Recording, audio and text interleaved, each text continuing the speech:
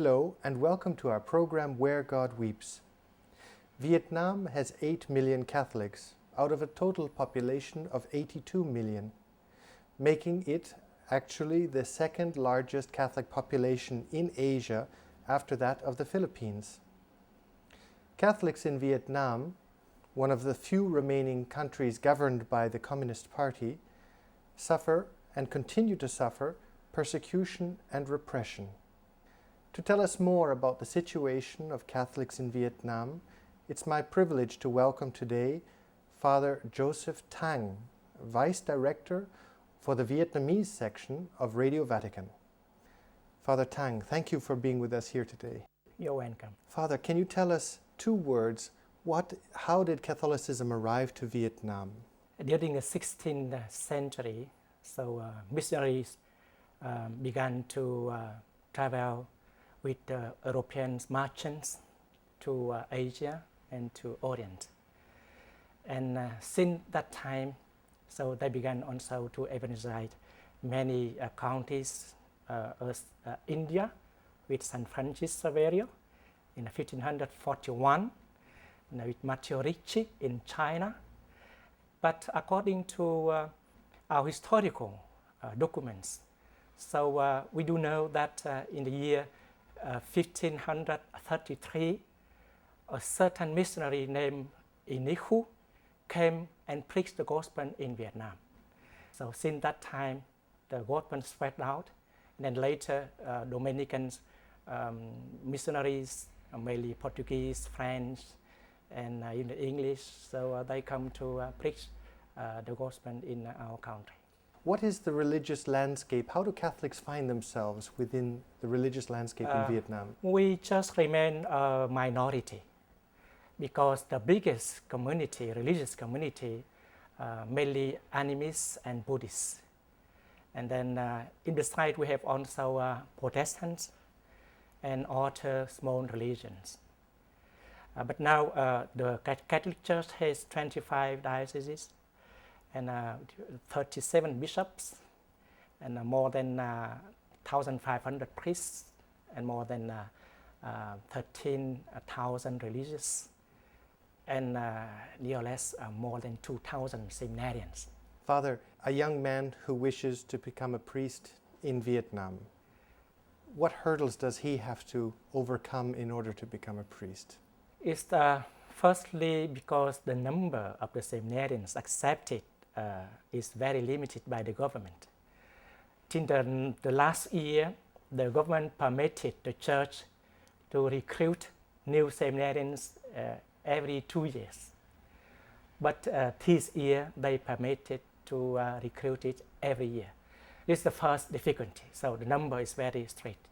The second difficulty is when you would like to become a priest, so you have to get a permission from your village to the province. From your province, you have to get another permission to go to seminarian. All from the government authorities? All from government authorities. And then if you have chance to finish your study, the program, before to be ordained, you have to get another permission of the government. And sometimes they refuse to give you. So there are many seminarians, they waited for decades to be ordained. And in fact, there are so many new priests ordained when they are 50 years old, more than 40 years old, and so on. At the end of June, for the first time in 13 years, the Vietnamese government delegation made an official visit to the Vatican. Vietnam, cited in a 2005 US Senate report as one of the 11 nations of particular concern in terms of religious freedom, is home to 6 million Catholics. In all, Christians make up about 8% of the population. For church leaders, it's a vibrant minority of active faithful, loyal to Rome. We have many priestly vocation and religious vocation. The difficulties help families to keep their faith strong. Vietnam is one of the few nations in the world without official diplomatic ties to the Vatican. But in fact, relations exist. After last year's visit to Vietnam by the Vatican Deputy Minister of Foreign Affairs, this time a Vietnamese delegation came to Rome to get a better understanding of the Holy See. It was a very cordial visit. We are very grateful to the Vatican. The Vatican, for its part, tackled the thorny issue of the nomination of bishops, a job reserved for the Holy See. It asked that parish priests and seminarians in Vietnam be granted more freedom of movement, and that, in general, the Church be left to operate freely, without government control. The Holy See fundamentally requests two things: elaborare e di attuare una politica religiosa come First, that Vietnam develop and implement a religious policy, as they define it, that opens the doors to ever greater religious freedom. And second, that they speed up the process towards taking concrete steps to fully normalize relations between our two states. delle misure concrete per arrivare alla piena normalizzazione dei reciproci rapporti. The Vatican asked Vietnam to take steps to strengthen the institutional ties to dialogue, but the Vietnamese seem to be in no rush. We think that this visit is not the time to discuss this issue. There are still some problems that have to be resolved. We must await instructions from our government and the various ministries involved. Long road from Ho Chi Minh City to Rome, but it's getting crossed one step at a time. The government not only places restrictions on the number of seminaries, but I understand there are also restrictions on the ability of priests and bishops to exercise their function. It depends on the regions, because you know that under the government, communist governments, so theoretically you are free to do it, but you have to get the permission of the authorities of the region where you are. So practically they get a lot of difficulties. As I know, for example, my bishop in the Highland, for years, for decades, he had no permission to go to give confirmation to the children. So he let children come in his home and giving them rice and then do everything in his room. And are there still travel restrictions on priests and bishops? And the priests also, but now it's less now. This is easier now to get permission to do activities, especially when it's concerned liturgy and so on. There's no problem. Ho Chi Minh, in his declaration on religious freedom, said that there would be no restrictions on religious practice, that there would be free access to seminaries. This was the foundation of the law at that time. How is it interpreted today? It was a very good ordinance in the year 55. But it remains on the paper, was never applied. And then the government now interprets it as new times, new exigencies. Why is the government so afraid of the church? I think that firstly because, as you know, communists is artists. So somehow by their nature, they are against, not only against Christianism, but against every religion, against every spiritual values. So this is the main thing. But I think that because the Catholic Church in Vietnam is the most well-organized church, so it's a force. One of the groups that is the most persecuted in Vietnam are what they call the montagnards, or the mountain people. Yes. Why is it particularly this group of people, ethnic group, but also predominantly Christian, that are the focus of such persecution? There are many reasons. The first one, I think, that because the government want to confiscate their territories. For decades, they try to do it. This is the first one. So economical or political, as you can call it. Secondly, there is a political reason, because there was a movement of resistance of the minor ethnics in the highlands, my diocese, for example. And then just because of that, the government is very afraid of that, because this movement was backed first by French and then later by Americans. Somehow, because they fought for their freedom, for their liberty, beside the the Vietnamese soldiers of the South Vietnam in that time. So it's natural that they receive aid from Europe and from other countries. It is second, somehow this political reason. And the third reason, because mainly they are Protestant. And so during these decades, the Protestant churches in Vietnam are persecuted by the government.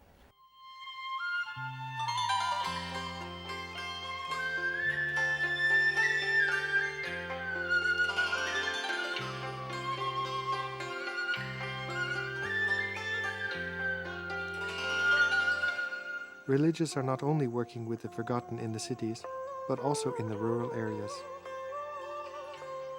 In the mountainous region of central Vietnam, villages dot the landscape inhabited by ethnic minorities, locally called the mountain people. Minorities often resettled, living on the margins of society. Care for them has come primarily from the local church, and many of the mountain people have converted from tribal animist religions to the Christian faith. The local government, fearful of this trend, has forbidden that a priest live among them, and often no building permissions are granted for the construction of neither churches nor chapels. One of the greatest difficulties confronting religious congregations working in these regions is the distance between rural communities. Particularly among the mountain people, it can take a priest or sister days on foot just to reach one parish. Here too, the local church, with limited financial means, must look for help to international support. In this case, the charity Aid to the Church in Need is helping to provide the transport vital to allow these religious to reach these dispersed communities. In the past, we've given a lot of help for the construction of churches, in particular for the reconstruction of churches destroyed during the war, and for the construction of churches in communities that are expanding, or perhaps where it wasn't possible to build before. Today, we are also concentrating on the construction of formation houses for future sisters and future priests, and for the formation itself, which is very important. That means the formation of aspiring seminarians, ongoing seminarians, and for priests. Perhaps the greatest need for the church and society in Vietnam, however, is prayer. Contemplative sisters throughout the country have dedicated their lives to pray for the conversion of Vietnam. Contemplative congregations seem to manage better in this communist culture than active monasteries. According to official logic, prayer is not considered to have a direct impact on society, and thus poses less threat to the government.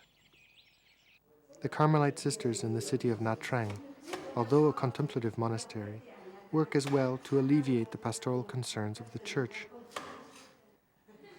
Recently, through the support of Aid to the Church in Need, a host-making machine was purchased, which also allows the sisters to provide for the urgent practical needs of the parishes.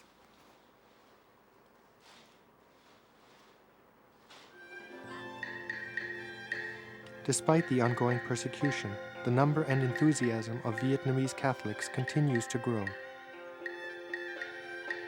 The seeds of faith are being sown, and although hidden, the roots are deep. It is with this hope that the Universal Church is called to pray and support the Vietnamese Church today in anticipation for the harvest of tomorrow. What you mentioned earlier, the Catholic Church has a limited social freedom for certain social activities. For example, I believe the Catholic Church is involved in taking care of AIDS patients and certain other social needs in this area. Why is it that the government allows the Catholic Church this domain? Is it because they themselves are not able to cope with these social problems? Because they are very afraid. They are very afraid to help people as people. So they invited the church to take over. And since 2 years. Why are they afraid? They are very afraid because this is AIDS. This, you see, this sickness is dangerous. But there is only priests and nuns and religious people who dare to help these people. So they just live to the church his domain because they don't want to do it. In 2004, a new ordinance on religious freedom was introduced in Vietnam. What is this new ordinance and what does this mean for the Catholic Church in Vietnam? The introduction is very good because it's recognized for the first time that faith, religious, is a need of people. But in different articles which follow, you have always to have the permission to do something. So it's nothing new. It's nothing new. And if they apply this by letter, there's no chance for the church to survive. Why? It's because for everything you have to get the permission. But practically now, as according to the news I received now, they just close their eyes. For example, for the ordination, you have to ask the permission, but normally you communicate now and you wait for 1 month, and if you receive no answer, you can do it. There's somehow, but it's not according to the new law. Because according to the new law, as I understand, you have to get a permission for everything. You have to ask for everything. For everything. In fact, there was a comment that the control is even greater, that there is a desire in that sense to control religious sentiment. Yes, in that sense. So the new law is not new at all. It's just a reapplication of the old. It's just reapplication, and then they overturn, and then this becomes the same point that you have to get permission. Do the Catholics in Vietnam look to Russia and the revival of faith following the fall of communism? On one side, for the Catholics, it must be a sign of hope. Yes, but somehow the danger is always there. I mean that if now you get freedom, you get religious freedom, like in Europe, like in America, you are free to live your faith. But somehow you are very tempted to lose your faith very easily. So in the future, our church in Vietnam has to face this danger. All kinds of danger happen here in Europe and in America too. In 2004, a second cardinal was given to the Vietnamese people. What did this mean for the Vietnamese people? We are very happy for that because, as you know, normally when one bishop conference has nearly 40 bishops and to get one cardinal, and we have 2 cardinals. But nomination of the cardinal month, this somehow is a good sign for us too. That means that the Holy See and the Universal Church appreciate the Church of Vietnam. This cardinal, nonetheless, was appointed without the approval of the government, but he was accepted. Yes. Why did the government accept him? I think that now time is changing. The government sees that somehow they have to open, not only for economical reasons, but only for so many other reasons. So because now the world is changing very fast, and somehow you have to open. And then especially for the Vietnamese government, I think that is another reason that the pressure of China very near. And so in order not to fall under the pressure of China, you have to open to Europe and to America. So China is perceived as a greater threat than normalization of relations with Western Europe and the United States. Yes, because I think that Vietnam has somehow very heavily the economical influence of China. So in order to balance this, so Vietnam has to open to Europe and to America. And you know very well that the half of products in Vietnam now this is for America. So the good economical relationship between Vietnam and America, United States. In fact, President Bush is encouraging, suggesting that should the trade development increase, so too the human rights question must be looked at. Yes, also, but not always, because I think that many times when European countries or America pretend to respect of human rights or of religious freedom, is for them is the least thing that you can do, and this is guarantees all the rights, because if it is natural rights, you don't respect them. How can you respect a trade law or trade law and something like that? So this is good too, but somehow there's another reason. Pope Benedict XVI has also given priority to Asia, to Vietnam. What hope do you have with the new papacy for Vietnam? Oh, I hope that one day the Pope can visit Peking and Vietnam. In fact, Vietnam is one of the very few countries that he has not yet visited. In this yes, Pope John Paul II wanted to visit Vietnam, but the government was very afraid. And they told that, oh, we don't dare to do it because we are a poor country, we cannot organize it, something like that. But there is another reason. For each student in the seminary, there are between 5 and 10 candidates who wait to enter. The Church is working not to lose these vocations by supporting the study of these young men in the state universities, in anticipation that one day they may be allowed by the government to enter the seminary. Once having received permission, another obstacle facing a seminary rector is the financial cost involved in supporting a seminarian throughout his studies. Although seminarians share facilities and struggle with poor living conditions, it still costs $1 per day to support the studies of one seminarian, finances that the local church simply does not have. In order to sustain the formation of its priests, the local church looks to support and solidarity with the universal church, particularly through international Catholic charities like Aid to the Church in Need. With this desperate lack of priests, the work of religious sisters in Vietnam is increasingly vital. As government restrictions allow only few church-based social projects, these religious are either contemplative or primarily involved in pastoral fields such as religious education and spiritual care for the poor and marginalized. Here too, the Church struggles to respond to the demand of these young women hoping to enter the different communities.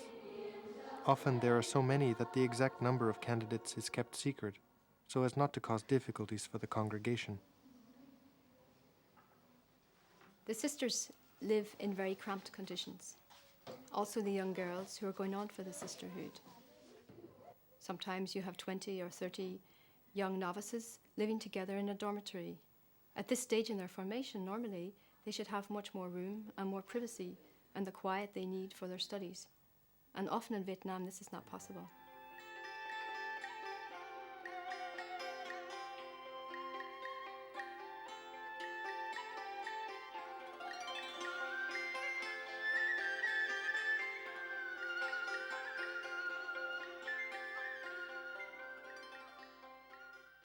What is your hope, your personal hope for Vietnam, your country? I hope that Vietnam will open for the world, because now you cannot live closed in yourself.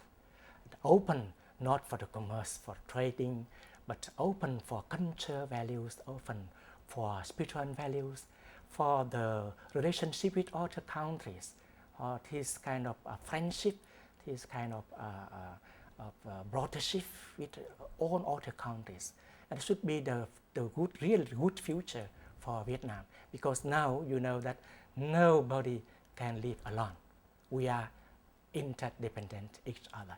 So Vietnam is depends on other countries too, in every sense. What would be your appeal to the universal church, your call to Catholics around the world for Vietnam? So first of all, we need your prayers.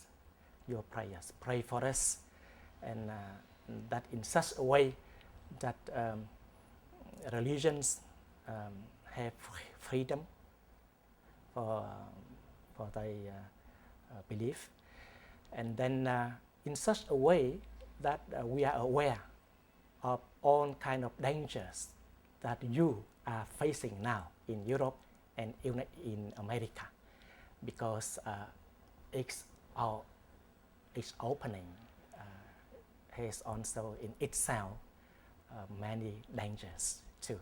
But I just hope that Vietnam will be a country open for the world, and then there every people can come to visit Vietnam like other countries in one free Vietnam, in one Vietnam strong and defending its traditional spiritual values, and then where everybody is welcome. Father Joseph Thang, thank you for having been with us and for sharing your experiences. Thank you for your interview. Thank you, ladies and gentlemen, for having been with us on our program today. And if you want to know more information about the situation of Catholics in Vietnam, I would encourage you to look at the contact information indicated at the end of this program. And I look forward to seeing you next time on our program, Where God Weeps.